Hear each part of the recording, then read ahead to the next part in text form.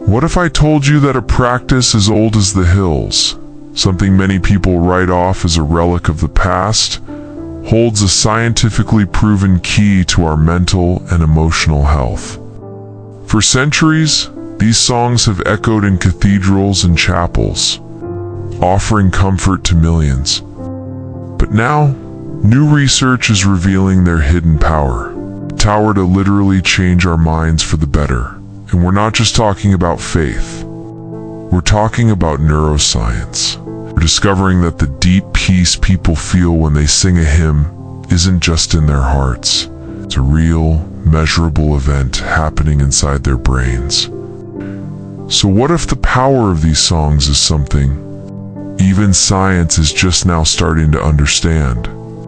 Stick around as we explore the surprising crossroads of faith, music, and modern science, and reveal how these timeless melodies might just be one of the greatest untapped resources for our mental health. A hymn. What does that word bring to mind for you?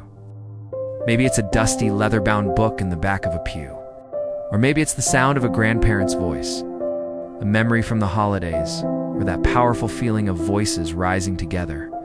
But beyond all the personal memories, there's a deeper truth that 21st century technology is bringing into sharp focus. These aren't just simple songs. They are incredibly detailed compositions of melody, harmony, rhythm, and poetry, all refined over generations to do something extraordinary to the human mind. We're going to explore the profound, scientifically backed benefits of hymns for our minds and emotions. We'll peel back the layers of history to see why these songs were created in the first place, and how they helped communities survive famine, plague, and war. Then we'll step into the lab, looking at brain scans and neurochemical analysis to see exactly what happens when we listen to, more importantly, when we sing these anthems. And what we're finding is a remarkable overlap between what people of faith have felt for thousands of years and what scientists can now see with their own eyes. It's a story about how music can lower our stress, help fight anxiety and depression, sharpen our minds, and build the powerful social bonds that make us resilient. We'll see how music can trigger the brain's reward system, releasing dopamine and serotonin, the very chemicals that lift our mood. We'll even unpack the stories behind some of the most powerful hymns ever written. Songs born from unimaginable tragedy that became lifelines for millions. This isn't about proving or disproving faith. It's about uncovering a powerful tool that's been hiding in plain sight. A tool accessible to everyone, no matter what you believe. The brain on hymns, the scientific revelation for centuries. The experience John Newton called grace was a matter of faith and personal stories. People felt its power, but they couldn't explain how it worked. Today, with the tools of modern neuroscience, we can literally watch what happens inside the brain when it hears a hymn, and what we're finding is incredible. The feelings of peace, joy, and connection that these songs create are the direct result of a cascade of chemicals. Inside our brains, when you listen to a hymn, you're not just hearing sounds. Your brain is firing on all cylinders. Music activates almost every part of the brain we've ever mapped. From the primitive brainstem to the highly evolved prefrontal cortex, it's a full brain workout, so here's what's happening. The music travels through your ears and is processed by your auditory cortex. But the information is immediately sent to your limbic system, the ancient part of our brain that handles emotion and memory. This is why a song can trigger a powerful feeling, or a vivid memory in a split second, completely bypassing rational thought. Two key parts of your brain get involved: the amygdala, our emotional processing center, and the nucleus accumbens, a core part of our reward circuit. When you hear an uplifting melody, your brain's reward centers light up, releasing dopamine. We often call dopamine the feel-good chemical, but it's more than that. It's crucial for motivation, focus, and pleasure. This dopamine hit can directly push back against feelings of anxiety and depression, creating a sense of hope and joy. At the same time, your brain might also get a boost of serotonin, another mood-regulating chemical. So when people talk about the emotional high of worship, they're likely describing the very real effects of this dopamine serotonin cocktail. But it's not just about feeling good. Hymns are also powerful stress busters. Our bodies respond to stress with a flood of hormones like cortisol. In short bursts, cortisol is great for a fight-or-flight response. But chronically high levels are linked to all sorts of health problems, like anxiety and a weakened immune system. Uplifting music, especially the structured, predictable melodies in many hymns, is a fantastic antidote.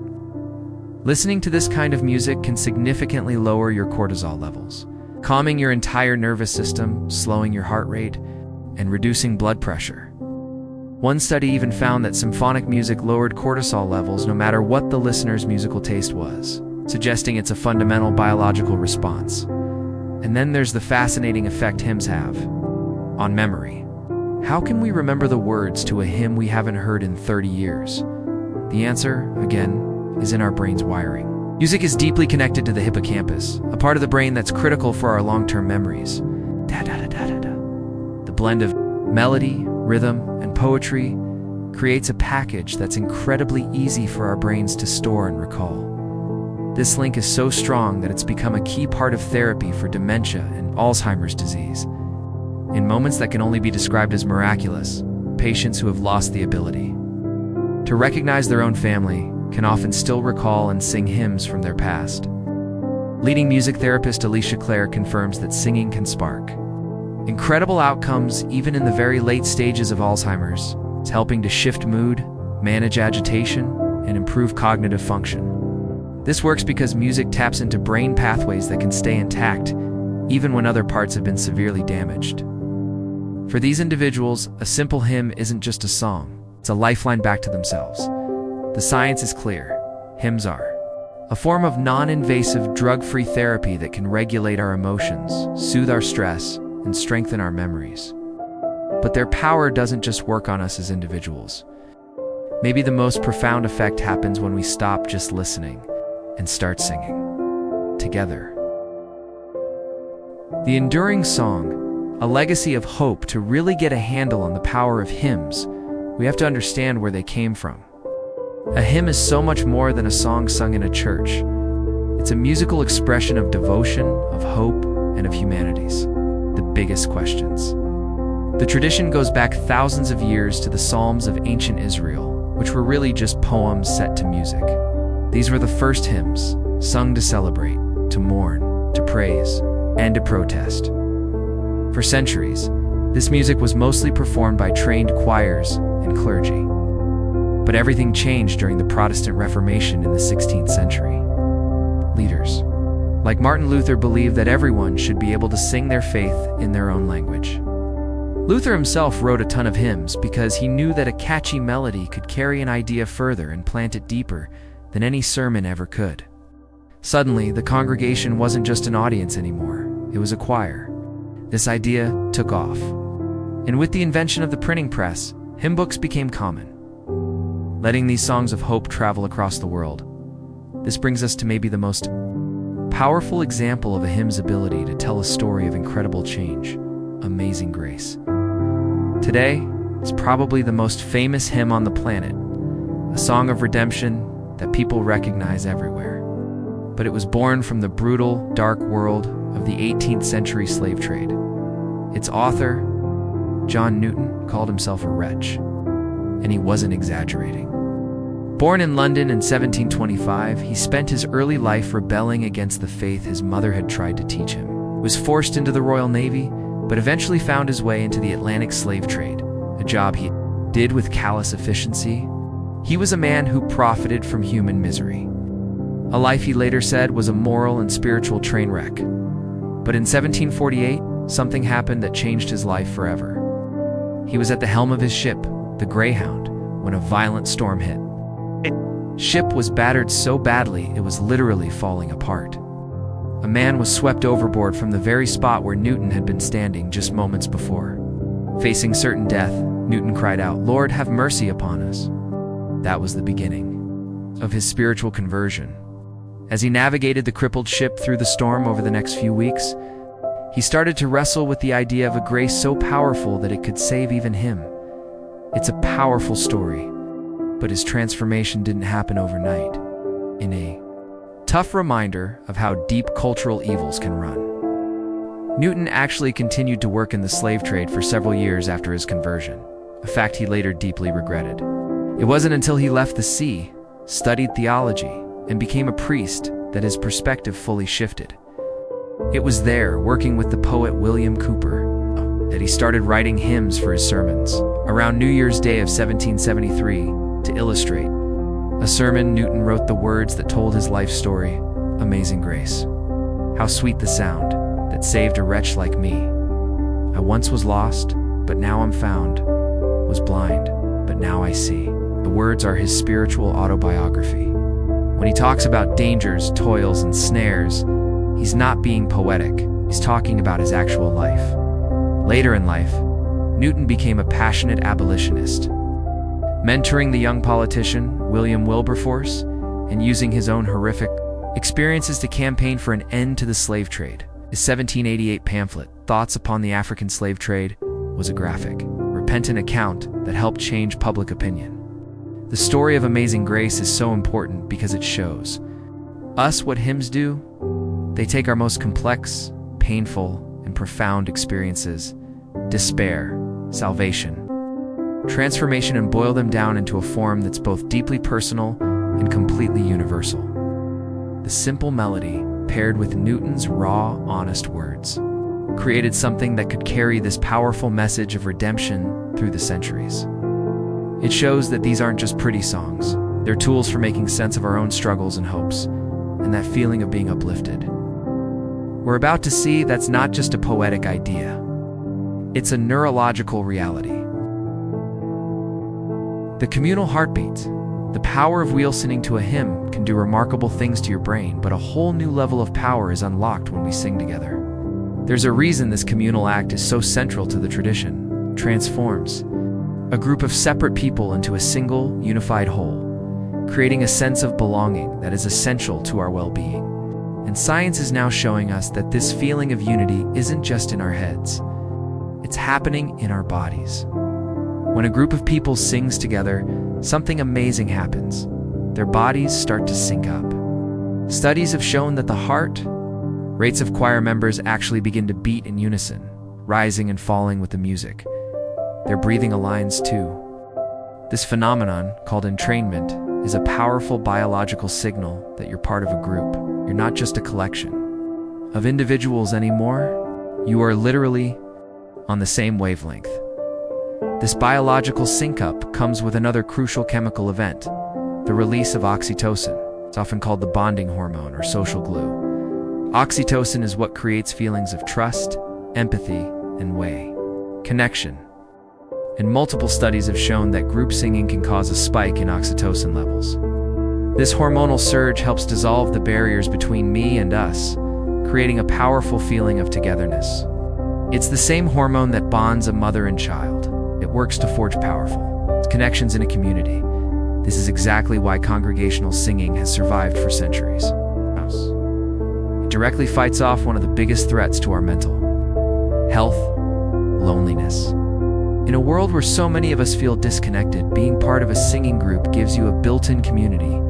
A study in the journal Psychology of Music found that people who regularly sang with their congregation felt more connected and spiritually fulfilled. The shared act of creating something beautiful together simply transcends our differences and brings us closer. On top of all that, singing in a group is a safe way to express yourself. It can boost self-confidence and self-esteem. You don't have to be a professional singer to get the benefits. In fact, research comparing professional and amateur choirs found that the amateur singers often felt more supported and less stressed. Describing their social bonds is even more meaningful. This mix of synchronized bodies, bonding hormones, social support makes group hymn singing an incredible tool for building strong communities. It's a positive feedback loop. Singing together makes us feel more connected, which makes us want to keep doing it, which strengthens those bonds and all the mental health benefits that come with them. It's a powerful antidote to loneliness, and it instills a deep, emotional sense that we are not alone. This feeling of being held by a community, even when you're facing a devastating personal tragedy, is the ultimate proof of the power of these songs. And that power is perfectly illustrated in the story behind one of the most beloved and heart-wrenching hymns ever written. Stories of solace, when hymns became lifelines, the science tells us how it works. But the human stories tell us why it matters. To really understand the power of hymns to carry us through our darkest moments, we have to look at the times when they were the only thing left to hold on to. There is no story that captures this more profoundly than that of Horatio Spafford and the hymn he wrote, "It is well with my soul." Horatio Spafford was a man who seemingly had it all. A successful lawyer and real estate investor in Chicago, he was a devout Christian and a close friend of the famous evangelist Dwight L. Moody. He and his wife, Kana, had a beautiful family. But their world fell apart in a series of disasters that sound like something out of the Bible. First, their young son died of scarlet fever. Short time later, the Great Chicago Fire of 1871 wiped out most of Spafford's real estate investments, ruining him financially. Trying to recover, Spafford planned a trip to Europe in November 1873 for his grieving family. He had to stay behind at the last minute for an urgent business deal, so he made the fateful decision to send his wife, Anna, and their 4 daughters ahead on the steamship SS Ville du Havre, promising he'd follow in a few days. On November 22nd, in the cold, dark waters of the mid-Atlantic, the Ville du Havre was struck by another ship, sank in just 12 minutes. In the chaos, Anna Spafford knelt on the deck with her 4 daughters praying. They were torn apart by the sinking ship. All 4 of their daughters were lost to the sea. Anna was found floating unconscious on a piece of wreckage. When she arrived in Wales days later, she sent a heartbreakingly short telegram to her husband. It read, "Saved alone." Horatio immediately got on the next ship to join his devastated wife. As he was crossing the Atlantic, the captain, who knew his story, called him to the bridge one night. "I believe we are now passing over the place where the Ville du Havre went down," said. "Can you imagine standing there in the middle of a vast, dark ocean, knowing your children lay in the deep waters right below you? What could possibly come from a moment like that but absolute despair? Yet alone in his cabin that night, wrestling with a pain that is impossible for most of us to even imagine, Spafford picked up a pen. And instead of writing a cry of rage or defeat, he wrote a declaration of defiant faith. He wrote, "When peace, like a river attendeth my way, when sorrows like sea billows roll. Whatever my lot, thou hast taught me to say, it is well with my soul." Those words are just staggering in their context. This wasn't peace because things were good. It was peace in the middle of the storm. The hymn doesn't deny thee pain. The second verse talks about sorrows like sea billows, but it reframes that pain inside a larger story of hope and trust. How is that even possible? Horatio Spafford's story is a tragic but perfect example of everything we've been exploring. Writing that hymn became a tool for him to regulate his emotions on an epic scale. The act of taking his grief and shaping it into poetry was a profound act of release. It allowed him to process the trauma not by ignoring it, but by giving it meaning. The structured, rhythmic verse provided a container for his grief, a way to make the unbearable just a little more bearable. And the hymn he wrote wasn't just for him. It has become an anthem for millions of people navigating their own sea billows of sorrow. It connects with us because it's so honest, and because of its unwavering belief that peace is possible even when we're suffering. When we sing his words, we connect with his story, and we're reminded that resilience is possible. That we are part of a long line of people who have endured loss and still found a reason to say, "It is well." This is the ultimate power of a hymn, to take the most personal tragedy and turn it into a universal song of hope. Conclusion: we started this off with a question. What if the power of hymns was more than just a spiritual idea? What if it was something real, something science could verify? As we've seen, the evidence is overwhelming. From the ancient Psalms to the gut-wrenching honesty of John Newton and the heartbreaking strength of Horatio Spafford, these songs have been lifelines for humanity, and now science is confirming what people of faith have always felt. We can see it in fMRI scans as music lights up nearly every part of our brain. We see it in the chemical analysis that shows a surge of mood-lifting dopamine and serotonin. We see it in the reduction of cortisol, the stress hormone that fades away with a peaceful melody. And we see it in the release of oxytocin, the social glue that binds us together when we sing as one. The powerful stories and hymns engage our minds, while the melodies connect with our hearts on a deep, visceral level. This combination helps reduce anxiety, provide comfort, and build a sense of community that is so vital for our mental well-being. Hymns are so much more than just old songs. They are a sophisticated tool for the human mind. They are a drug-free way to regulate our emotions, a catalyst for social bonding, and a powerful reminder of the human spirit's resilience. In a world struggling with a mental health crisis, with rising rates of anxiety, depression, and loneliness, it just might be that one of our most powerful resources has been waiting for us all along. Hidden in plain sight in the pages of an old hymn book.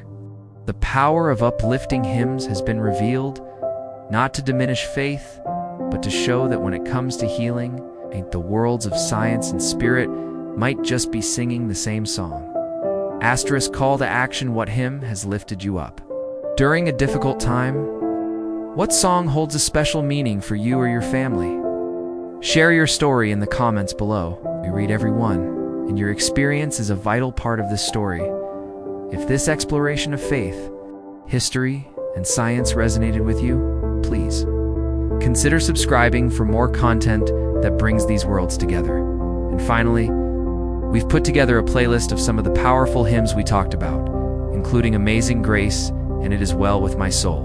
You can find the link in the description. Thank you for watching.